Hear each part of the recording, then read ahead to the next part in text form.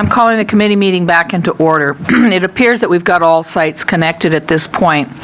So I want to get some new information. So Kahua, do you have any more testifiers? Good afternoon, ma'am. Yes, it looks like we have 4 presently, along with several slips, so it depends on who might come back in the meantime. Okay, that's fine. Keep me posted as we move around. How about Scott? You got any more testifiers? No more testifiers for you, Madam Chair. Thank you. Thank you. And Waimea, how many more testifiers do you have? 7 right now. That's good. In Hilo, I have 20 right now. So we're going to start again in Pahoa. Oh, Ka'u. Deborah Lee, do you have anybody in Ka'u to testify? No, I don't have any testifiers, Madam Chair. Thank you very much. Okay, Pahoa, go ahead with your first 2. Thank you, ma'am. All right, the first of our 2 testifiers will be Miss Shaquina Correo, representing a milk and honey farm, speaking in support of bill number 79. All right. All right, whenever you're ready. Yes, ma'am. Go ahead. Aloha. My name is Shaquina Correo. I support Bill 79, which limits the growth of the GMO industry in Hawaii. I represent medium-sized organic farming on the Big Island of Hawaii. My family farms in 2 locations on the Big Island, both in Waimea and Puna. We've been farming here for 13 years, with our demand for our organic produce steadily increasing each year. Through local health food stores, we provide the community consistently with 300-plus pounds of produce per week. I'm here to state that Hawaii agriculture has at least as much opportunity to be economically successful through natural and sustainable farming techniques as it does through the biotech seed industry. Organic farming represents an attractive and viable method for farmers to be successful financially, as the organic food sector is not only the fastest growing food sector of the food industry, but also represents a significant increase in market value to the farmers. For instance, an organic papaya costs $1.69 a pound, whereas a GMO papaya can be purchased for approximately 75 cents a pound or less. Organic farming and intelligent and careful seed selection can provide Hawaii with economic growth and value that has the ability to continue sustainably and indefinitely. If we look to GMOs and the biotech seed industry, we also look to petroleum-based fertilizers and toxic herbicides to support the growth of these crops. Our soil, our air quality, our groundwater will suffer and become polluted through long-term use of these products. Not long ago, Hawaii was well respected for its research and breeding of varieties resistant to pests, particularly in the tropics. Our university received support and funding for this, and many hybrid varieties were created that can be successfully grown in our regions. With this current focus on the biotech seed industry, on GMOs, we are losing that focus, and we are losing that funding for natural seed saving, which promotes long-term growth and prosperity. The varieties that had been carefully bred to effectively produce in our climates of Hawaii are slowly being lost. I do not believe that these biotech seed corporations have the best interests of Hawaii at heart. It is their goal to produce GMO seed without concern for the devastating effects that compatible herbicides used in their productions have on our environment. I encourage you to consider the long-term effects that are inevitable in Hawaii with the promotion of GMO crops. I'm very concerned that if we do indeed choose to support the GMO industry in Hawaii, we will be leaving our keiki with a devastated environment. If we choose to pollute our soils with dangerous herbicide and pesticide, we will create a situation where it is impossible for our keiki to grow healthy and safe food to eat. Good. All right. Thank you very much, ma'am. Thank you. Our next testifier will be Miss Luana Jones, speaking in support of Bill 79. Whenever you're ready. Okay. Good afternoon. Aloha. My name is Luana Jones, and I represent a lot of people in Puna. but as a Hawaiian, I care about people everywhere. I just heard about this morning, so excuse me, but I have done some research on GMOs, and the only argument I could find in favor of GMOs was starving populations around the planet. And I thought, well, in that case, yeah, let them do GMO for them. But in speaking with Uncle Jerry this morning while we were waiting, he reproved me that we have enough food on the planet to feed everyone. It's the distribution that's the problem. So we were talking, and we came back to what we both agreed is the problem, and that's politics. And you heard all about it already, how Monsanto has employees in positions that promote GMO. Anyway, I want to thank Margaret Wille for introducing this bill, and just encourage you to do the right thing for every one of us, every family on Hawaii, every child in the future, and just thank you, Margaret. Aloha. Thank you very much. We're going to go to Waimea.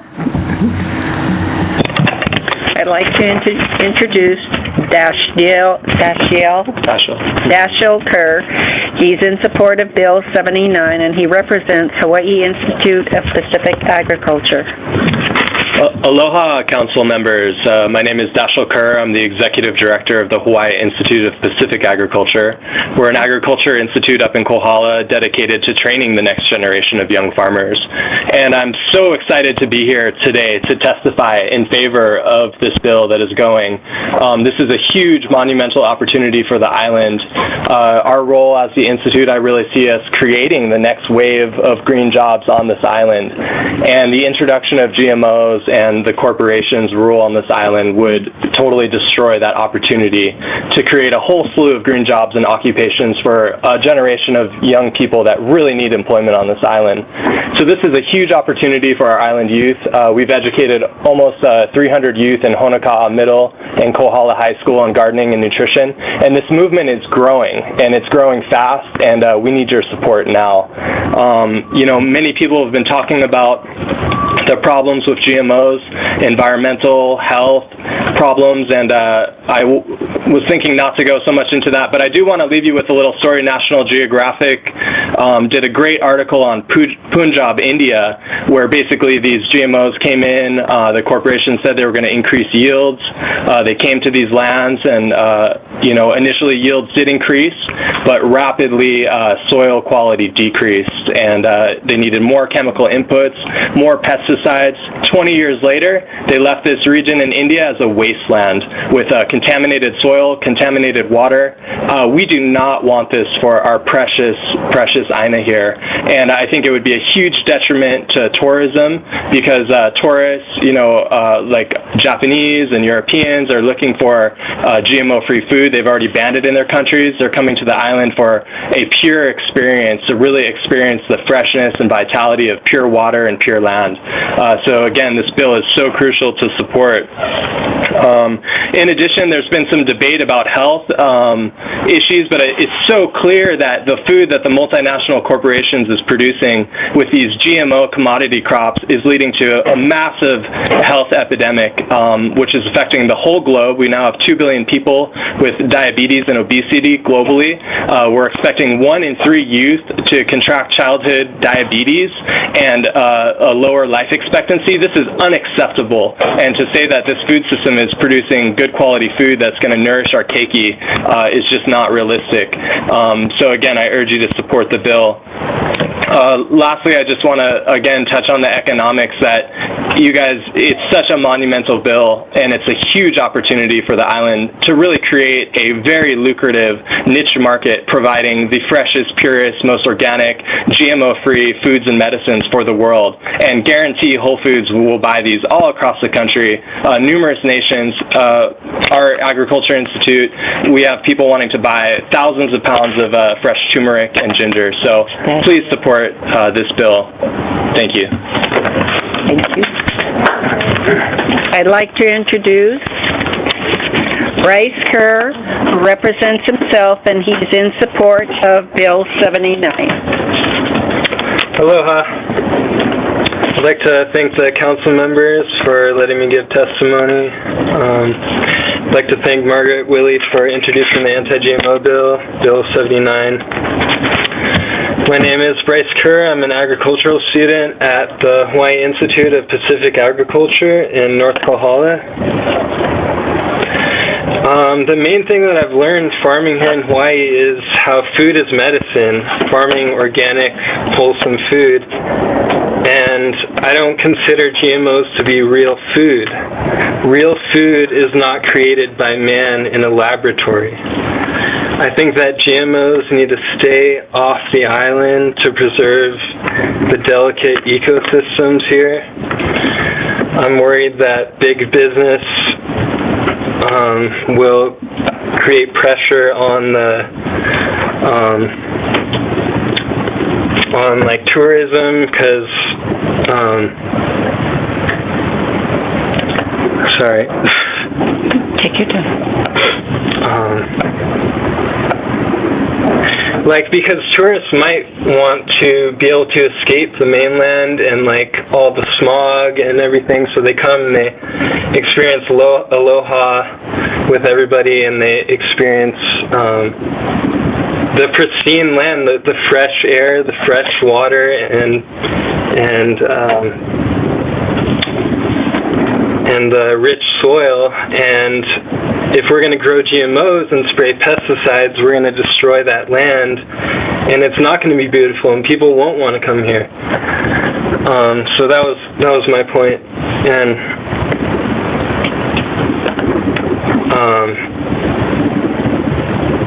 you know, if we have GMOs, we're not going to know if things are truly organic in the future with all this other genetic information. I don't personally know any farmers in my community that want to grow GMOs. They're all doing permaculture or food forestry. And,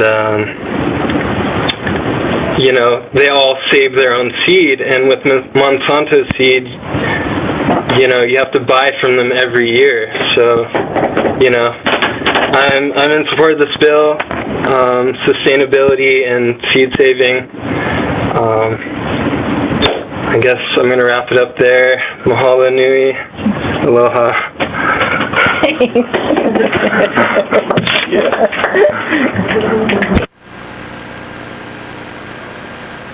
Last testifier? No, we have 5 more. Okay, all right, thank you, just checking. Okay, we're going to move down to Hilo now. So is there Alicia Maluafiti, and Kenneth Kamiya? Okay, would you please both come forward? And after them, I want to like to have Herbert Richards and Christopher English. As soon as these two vacate, you please come forward to the table. Maluafiti, Ms. Maluafiti, please go ahead. You've got 3 minutes. Aloha, my name's Alicia Maluafiti. I'm the Executive Director of the Hawaii Crop Improvement Association.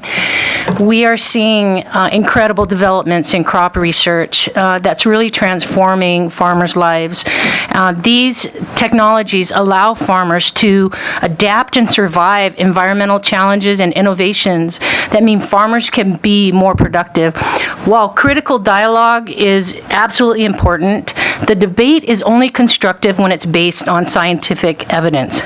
In January, an outspoken anti-GMO activist, Mark Linus, apologized for the myths that he had helped create about biotechnology.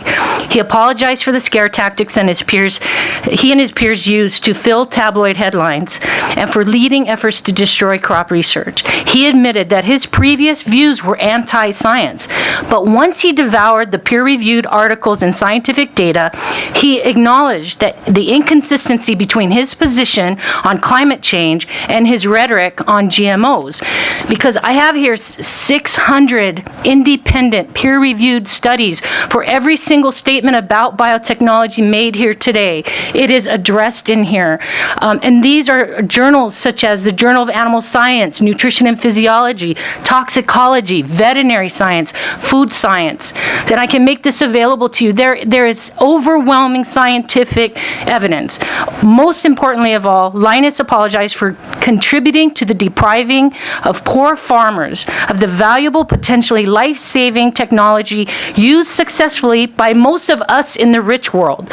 What is so often missed in this debate about GMOs is choice. The choice of farmers to consider planting a crop which could cope with droughts that are becoming more frequent. The choice to grow rice that provides nutrition to children to prevent blindness.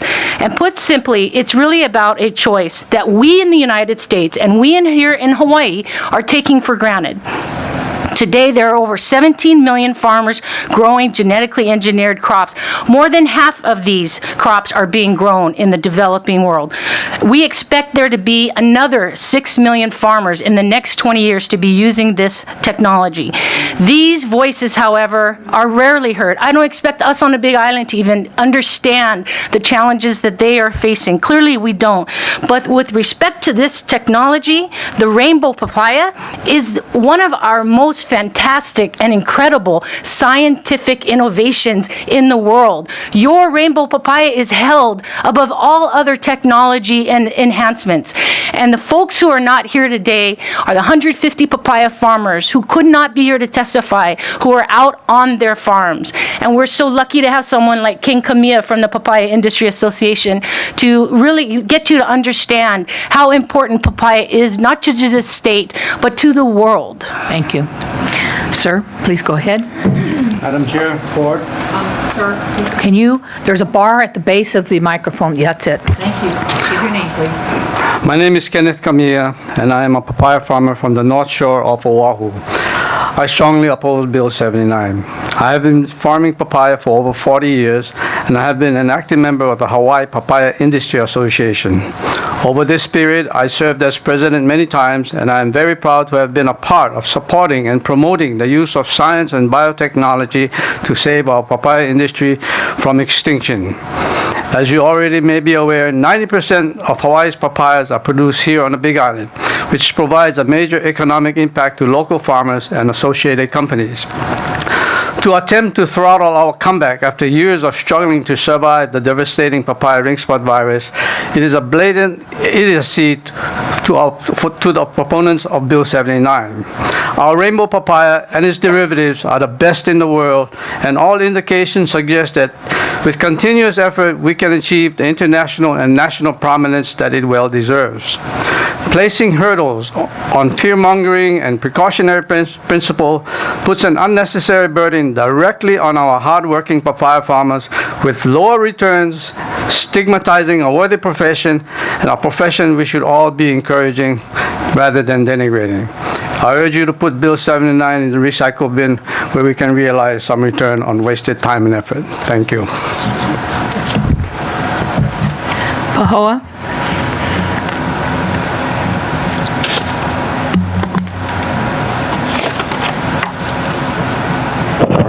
Our next testifier is Mr. Geoffrey Last, speaking in support of Bill 79. And go ahead. Aloha, Council. Thank you, Margaret, for introducing this bill. I think I look at the council and I see a lot of young members on the council, and I think what I'd like to say to them is, wake up, wake up, wake up. This is about money. This is about a big corporation wanting to control the seed stock of the world. This is not about anything other than that. Don't look for your jobs. Don't look for money from these people for when your campaign in the future. Be elected by the people. Do something for the people. I highly disagree with the last two speakers. I think that they're missing a whole lot. I think the rainbow papaya has actually ruined papayas out here. You can't grow a papaya now that isn't genetically modified because bees pollinate the genetically papayas, and then they go pollinate the regular papayas. It's kind of like secondhand cigarette smoke for years and years and years. It didn't hurt anything. Well, you put GMO in, and you're taking away the choice of the people that don't want GMO because the bees and the wind are going to do it to them. And then what's going to happen is Monsanto is then going to sue the people for using their seeds because it's genetically modified seeds, and they're going to win in courts. And that's what's going on all over the world right now. And we have an opportunity, you've heard from lots of people today, lots of people, of having a GMO-free space here that people would flock to, tourists. Not only that, the market would be wonderful. The markets would be wonderful. And I'd like to see not only the GMO stopping the other GMO, but phasing out the papayas and getting back to growing regular papayas. The way they grow papayas is horrible. Fungicide, pesticide, herbicide, chemical fertilizers. They just dozed all the trees down along the Kapoho Road. Go look at that mess, and they're putting in more papayas. The genetically modified papayas, where if they ground those trees up, those albesias, and used them for fertilizer, they could grow organic papayas. So I have to say that I totally oppose what those people were saying, and this bill is a godsend. Please pass this bill. Thank you. Thank you, sir. And thank you, Council. I'm sorry, Chairwoman. That's the last testifier we have right now. I'll update you if more come in. Thank you very much. Waimea, do you have any more testifiers? Yes, you do. 5. Yes, I'd like to introduce Travis Dodson. He supports Bill 79, and he represents himself. Thank you. Aloha. My name is Travis Dodson, and I'm an avid planter, seed saver, and youth educator. Right now on the Big Island, there's an awakening happening, a movement of young farmers returning to the land to plant our island's future. As one of these young folks, I feel I can speak for my peers and say we have no interest in growing or much less digesting genetically modified organisms. We look forward to preserving Hawaii's legacy of world-class produce in a sustainable, organic fashion. Keeping our island GMO-free is crucial to our local food security as well as our reputation on the world market. By allowing GMOs to be the norm, we are sabotaging our food system and turning our backs on the new generation of young farmers dedicated to the health of our community and the world. May we keep moving forward and be a beacon of right action to influence the globe. Please ban GMOs on our beloved lands and support the real future of this island, the young, passionate Tono farmers. Mahalo. I'd like to introduce Dustin Gossett. Is that Muir? Yeah. Gossett, and he is in support of Bill 79, and he represents himself. Aloha, my name is Dustin Gossett, and thank you to Margaret Wille for this bill. I've been farming on the Big Island for the last 7 years, on and off in California as well, and I'm speaking on behalf of the bees especially. I just saw a movie called Queen of the Sun. Recommend everyone seeing. Just really awaken you not only on bees, but on the plants and how much they need us right now, and how much we need to stay away from GMOs and the contaminating of nature.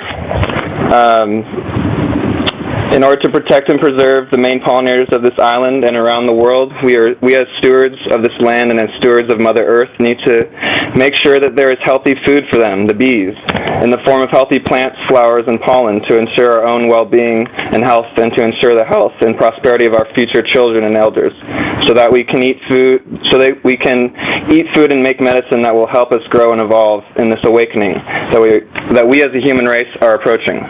This is an awakening of community and being more in touch and connected to our source of food, water, life, and love, our Mother Earth, our Aina.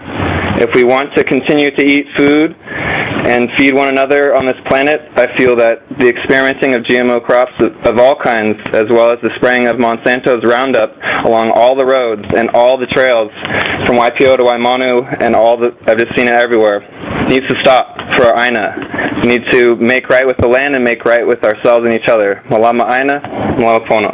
Thank you.